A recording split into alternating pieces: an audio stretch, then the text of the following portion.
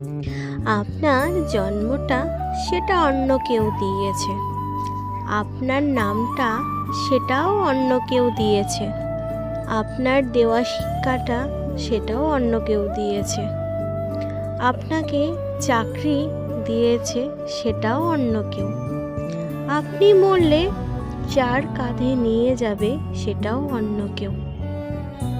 তাহলে বন্ধু, এত অহংকারটা কিসের? এত রাগ কিসের? এত জেদ কিসের? আর এত ঘৃণাটাই কিসের? সব ভুলে ভগবানের নাম নাও, সব ভুলে সৎ কর্মের আসক্ত হও।